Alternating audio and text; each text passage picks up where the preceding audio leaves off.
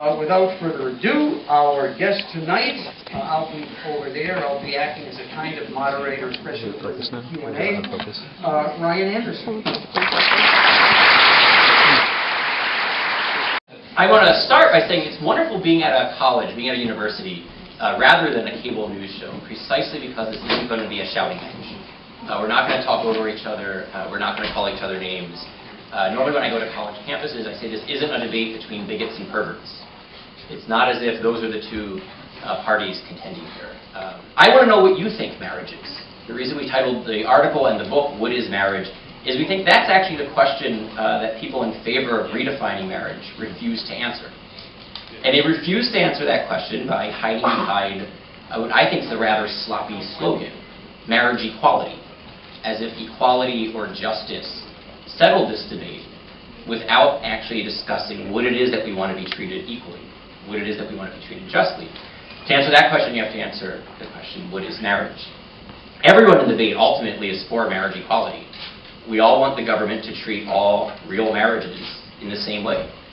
The question is, what type of a relationship is a marriage? What type of relationship will go by that label, will get that type of recognition in law? Because every marriage policy, every marriage law will draw certain lines between relationships that are marriages and relationships that aren't marriages.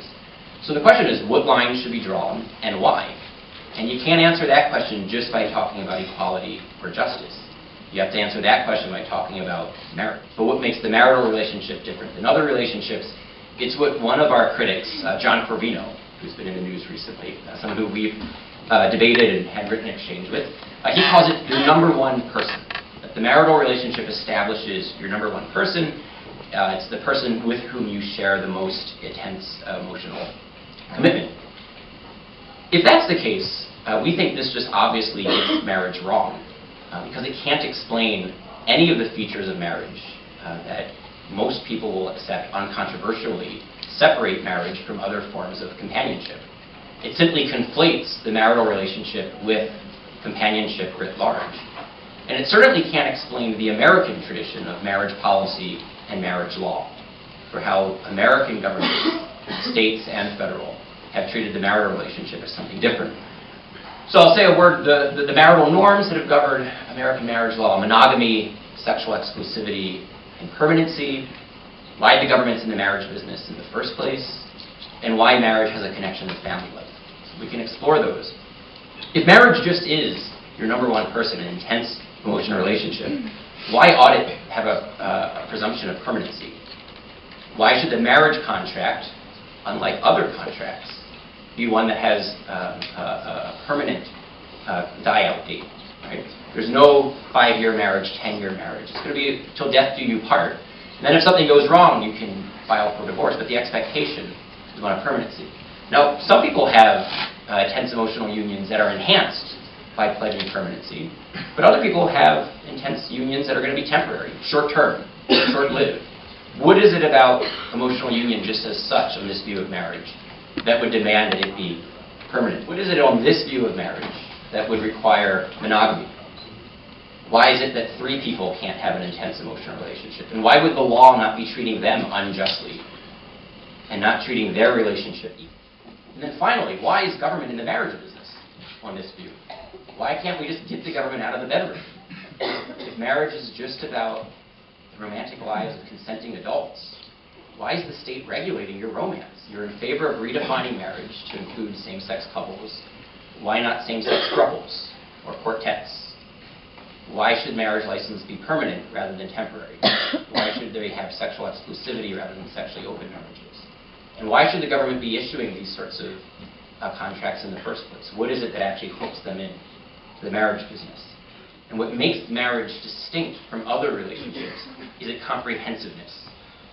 Marriage is a comprehensive union. And we argue that it's comprehensive in precisely those 3 fashions. It's comprehensive in the type of action that spouses engage in. It's comprehensive with respect to the good that their relationship is ordered towards. And it's comprehensive in terms of the commitment that it demands from the spouses. The Hebrew scriptures call it a one-flesh union. How is it that 2 can become one flesh? You can ask yourself this question: what is it that makes the organs of my body or your body one flesh? What is it that makes my heart, my lungs, my muscles, my bones one body, rather than just a disaggregate heap of cells, a disaggregate heap of organs? It's that they're coordinating. They're working together. There's an organic coordination of all my various parts oriented towards one common good of my body, my biological life. What is it that allows two people to become one flesh in that sort of way? It's uniting in a bodily way that orients their bodies towards one common good, one common action of the mated pair, which would be reproduction in this case. It's just a fact of human nature that with respect to all but one function, we're complete. I don't need another person to breathe, to eat, to digest, locomotion, digestion, all these things, we're each complete. When it comes to one function, we're radically incomplete. It's just one function in which we really do become one flesh, not metaphorically, and it's not just a biblical concept. This is something that the ancient Greeks, Romans, Enlightenment thinkers, Eastern thinkers got as well. That you actually unite with this other person in a comprehensive way through the sexual act. You're not comprehensively uniting with another person if you hold back from yourself to unite with someone else in that same way, whether it's at this moment or at some future moment. It also explains why the type of exclusivity that marriage calls for is sexual exclusivity. You don't cheat on your spouse when you talk about poetry with someone other than your spouse. You don't cheat on your spouse when you play tennis with someone other than your spouse. It's not exclusivity with respect to athletics or exclusivity with respect to knowledge. It's exclusivity with respect to sex, because that is the action that's distinctive of the marriage, precisely because it's uniting spouses at all levels of their being, both hearts, minds, and bodies. So the first harm that we point out that will be a result of redefining marriage to exclude the male-female aspect of marriage will just be a general weakening of what marriage is. It will further cement, further double down on the sexual revolution's idea that marriage is primarily about intense adult romance. It'll send a signal that marriage is more about the desires of adults than the needs of children. It'll also make mothers and fathers interchangeable. It'll be very hard for the law to teach that fathers are essential when it's redefined marriage to make fathers options.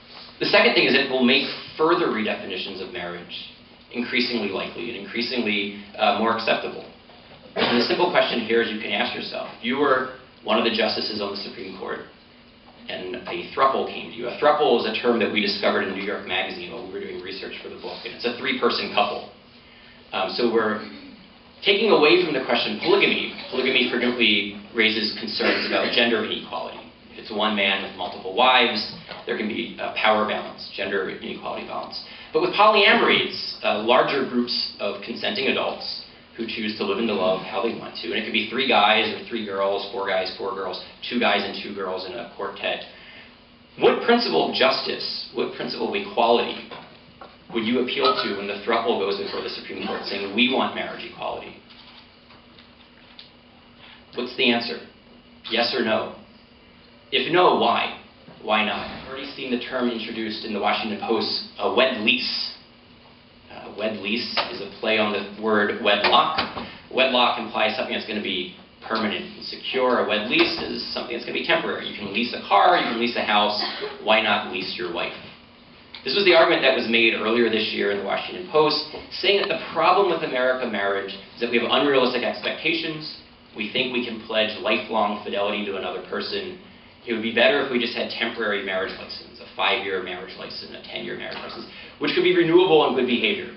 So if it's working out for you after 5 years, renew it. But why should the marriage law impose a Catholic theology of marriage in which marriage is supposed to be a permanent relationship? Wouldn't that be a violation of church and state? So it opens up, what's going to be the response once you eliminate the male-female aspect? And then finally, I think it's much harder to answer those questions correctly about monogamy, about permanency, and about sexual exclusivity once you say the male-female aspect of marriage is irrational and arbitrary. Because the only reason we arrived at monogamy, sexual exclusivity, and permanency was because of the male-female aspect. Because it's precisely one man and one woman who can unite in the type of action that creates new life. And every new life has exactly one mother and one father and deserves to be raised by that mother and that father. That bundle of goods, that group of individuals, is what created the marriage institution in the first place and what got the state in the marriage business. But once you redefine it to say that the male-female aspect of marriage is irrational, arbitrary, bigoted, what is left for the other three characteristics? They all stand or fall together. Whatever you might think about the morality of group marriage, plural marriage, sexually open marriage, temporary marriages, the public policy costs will be devastating. The public policy costs will be devastating because it's precisely what we know about family fragmentation and absentee dads. And for every additional sexual partner a man has, for every additional relationship that's short-lived rather than long-lived, it increases the odds that that man creates children with multiple women, that then divides his attention, his care, his money, his resources, his love between multiple families. Creating fragmented families, fatherless children, which many argue is probably the greatest social crisis in America right now. Last consequence is religious liberty.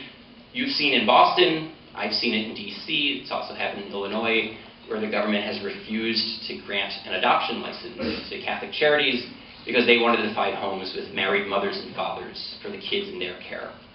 Had nothing to do with government funding, just had to do with licensing. It's illegal to run an adoption agency without a license. The government wouldn't grant a license unless the agency said they were going to place kids with same-sex couples on the same footing as with married moms and dads. The agency said, we have social science that suggests that mothers and fathers parent in different ways and that children do best with mom and dad. And if you're going to be a Christian in the marketplace, or a Jew in the marketplace, or a Muslim in the marketplace, or a Mormon in the marketplace, you can't actually run your business according to your own conscience and your own religious values.